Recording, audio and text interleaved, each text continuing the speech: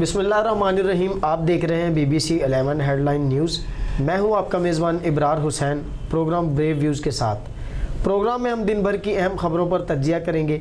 हमारे साथ मौजूद हैं तज्जिया निगार और सीनियर साफ़ी जनाब सरदार अमीन खान जतोई साहब। अस्सलाम वालेकुम। जी वालेकुम अस्सलाम। प्रोग्राम में हम आपको खुशामदीद कहते हैं।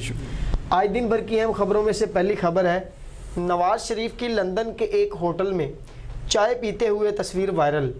तस्वीर ने सियासत में नई हलचल मचा दी। इस बारे में आपका क्या कहना है? बिस्मिल्लाहिर्रहमानिर्रहीम। इब्रार साहब, सबसे बड़ी बात यह है कि नवाज शरीफ की एक तस्वीर आई है, क्या ये जिसे कहते हैं कि तो वो उसने ना एक पूरी सियासत को जो है ना जैसे हिला दिया है जी।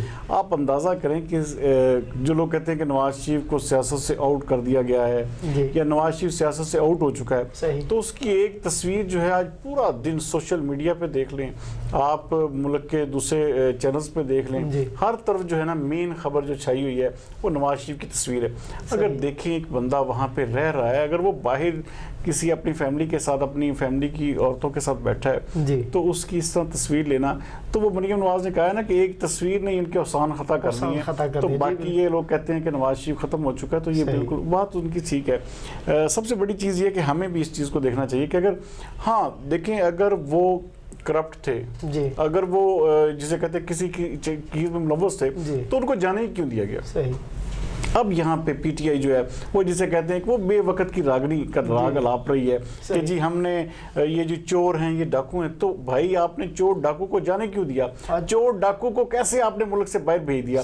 तो ये सारी चीज़ें, ये सिर्फ एक सियासत है, सियासत इसके ऊपर खेली जा रही है। और मैं समझता हूँ कि ज़ाती तौर पर किसी को भी इस तरह क्रिटिसाइज करना, उसका कद नवाज शरीफ का और बढ़ेगा, इससे ज़्यादा से ज़्यादा होगा क्या? वो जिसे कहते हैं कि वो एक जिस तरह पहले उन्हें एक मौका मिला था, फिर एक मौका मिलेगा।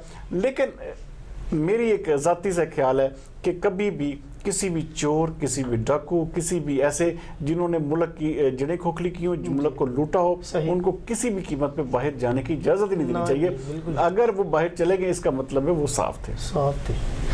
अगली खबर है, पंजाब की फ्लोर मिल मालकान ने आटे की कीमत बढ़ा दी। इस बारे में आपका क्या कहना है? ये इब्रार साहब बड़ी ही जिसे कहते हैं ना कि बड़ी जो गरीब आदमी है ना, वो पहले ही आपको पता उसकी जान के लाले पड़े हुए हैं। सबसे बड़ा इशू ये है हमारे मुल्क में कि हमारा चेक एंड बैलेंस का निज़ाम बहुत कमज़ोर है।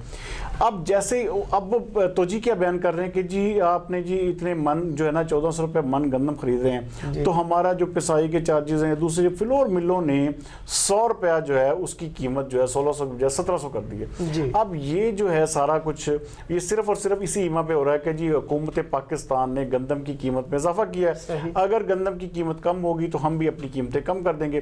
तो ऐसी सूरत हाल में ये जो फ्लोर माफिया है ना, फ्लोर मिल्स मालकान का, ये इनका एक बहुत ज्यादा होता है। तो जिसे कहते हैं, और पिस्ता कौन है? पिस्ता सिर्फ गरीब आदमी, गरीब अवाम। हाँ जी। और इसमें मैं कहता हूँ कि इनको आटे की कीमत, गंदम की कीमत हुकूमत को कम से कम रखनी चाहिए, ताकि जो रोज़मर्रा के जो गरीब गुरबा जिसे कहते हैं कि रोटी खा के जिनका गुजारा होता है, तो कम अज़ कम वो एक निवाला तो जो है वो गरीबों के मुँह से नहीं छीनना चाहिए। बिल्कुल। अगली खबर है, एटमी धमाके राजा ज़फ़रुल हक, गोहर अयूब और मैंने कराए। नवाज शरीफ समेत सारी कबीना एटमी धमाके के खिलाफ थी। शेख रशीद, इस बारे में आपका क्या कहना है? रशीद साहब जो है ना जी, ऐसी बेपरगी उड़ाइयाँ मारते रहते हैं। देखिए सबसे बड़ा सॉलिड बयान जो है वो पाकिस्तान फौज के तरफ से 28 मई को आया था कि इसमें हमने उन्होंने तमाम वो लोग उन्होंने कहा था कि जो इसमें मुलव्वस हैं, जो इन्होंने इसमें हल्का सा भी किरदार अदा किया, वो सब मुबारकबाद के मुस्तहिक हैं। तो ये कहना कि जी ये शेख रशीद ने धमाके कराए, ये तो ऐसे ही है जैसे कहना कि सूरज जो है वो मशरक की बजाय ना जो मगरब का हो गया, वो ये किस्म का ना वही बात है।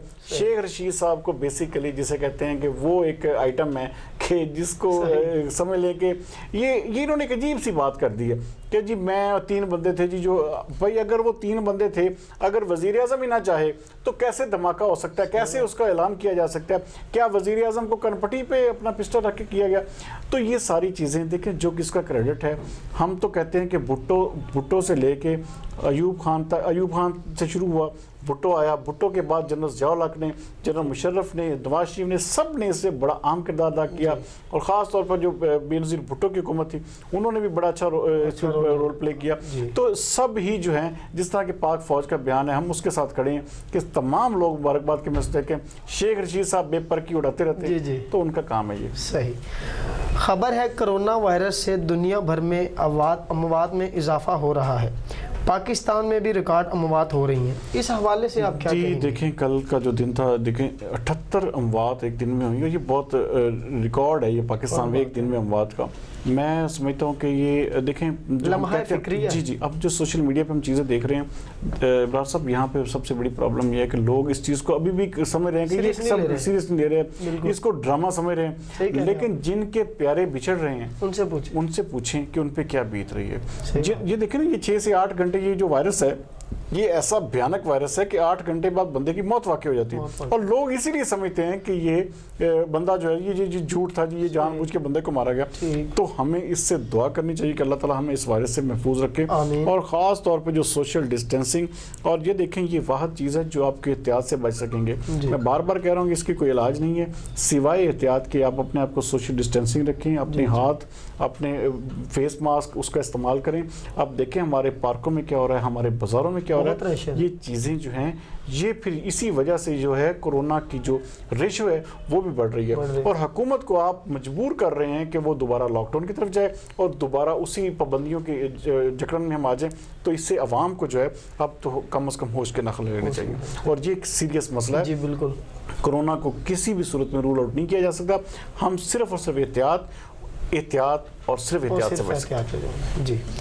خبر ہے چند روز پہلے بھارت اور انگلینڈ کے خلاف پیشن گوئی کرنے والے کھلاڑی بین سٹوکس نے اپنے بیان سے مکر گئے ہیں, اس حوالے سے آپ کا کیا کہنا ہے؟ دیکھیں جی, بین سٹوکس کو میں کہتا ہوں کہ اس کو تو الٹا لٹکا دینا چاہیے. اس بندے دیکھیں اب جی میرا بیان توڑ مروڑ کے پیش کیا جا رہا ہے. تو توڑ مروڑ کے کیسے پیش کیا جا رہا ہے؟ آپ نے خود لکھا ہے کہ انڈیا جان بوجھ کے آ رہا, اور اب آپ اس بات سے پھر کیسے پھر آپ نے اپنی کتاب میں لکھا ہے. جی بین سٹوکس آن فائر اگر کسی نے پڑھی ہے تو اس پہ واضح طور پہ لکھا ہے کہ انڈیا جان بوجھ کے میچ آ رہا. یا تو پہلے تحریر نہ کرتے. اب اگر میرا بیان جو توڑ مروڑ, او بھائی توڑ مروڑ کے کس لیے؟ ہمیں تو پتہ ہے, ہم تو پہلے دن سے جانتے ہیں کہ پاکستان کو سیمی فائنل سے روکنے کے لیے یہ سارا ایک ڈرامہ رچایا گیا, اور پاکستان کو صرف اور صرف ورلڈ کپ سے باہر رکھنا تھا, اس لیے انڈیا وہ میچ ہارا. اور ہم اس بات پہ اب ہماری اس بات کو جسے کہتے ہیں بین سٹوک انڈین وہ انگلینڈ ٹیم کا کھلاڑی تھا, اس کی جو بات ہے ہمارے لیے 100% صحیح ہے, کیونکہ انگلینڈ جو تھا, انڈیا جو تھا وہ جان بوجھ کے میچ آ رہا, اور پاکستان سیمی فائنل کے دور سے باہر ہوا. سکتا ہے کسی کے دباؤ میں اگر بین سٹوکس اگر سچے جھوٹے ہیں نا, میں کہتا ہوں ICC کے حوالے سے جو ہے نا کوئی نہ کوئی انکوائری ہولڈ کرنی چاہیے, اور دیکھنا چاہیے کہ PCB جو ہے اس حوالے سے کیوں بیان نہیں دے رہا, PCB اس حوالے سے کیوں آگے بڑھ کے نہیں دے رہا. کہ ایک چیز مشکوک ہوتی ہے تو اس کے اوپر جو ہے ICC اتنا پاکستان کے حوالے سے شور مچا دیتا ہے, لیکن اب انڈیا کا معاملہ آیا تو بالکل خاموش ہے. تو اس حوالے سے ICC کو سوچنے کی ضرورت ہے. خبر ہے عظمیٰ خان کیس کے حوالے سے تازہ ترین اپڈیٹس کیا ہے آپ؟ میں نے کل آپ کو بتایا تھا کہ جی عظمیٰ خان صاحبہ, اس کی بہن اور اس کے جو عزیز و اقارب ماشاءاللہ سے وہ دبئی پہنچ چکے. ہاں جی, اور دیکھیں کہ اب تو باقاعدہ حسام خان جو ایک ایڈوکیٹ ہیں ان کی ویڈیو ایک وائرل ہو رہی ہے کہ جس میں وہ بتا رہے ہیں کہ ہم دبئی میں اس وقت ہیں, ہم ایک جیٹ جہاز کے ذریعے دبئی پہنچ چکے ہیں. سب کچھ طے ہو چکا ہے.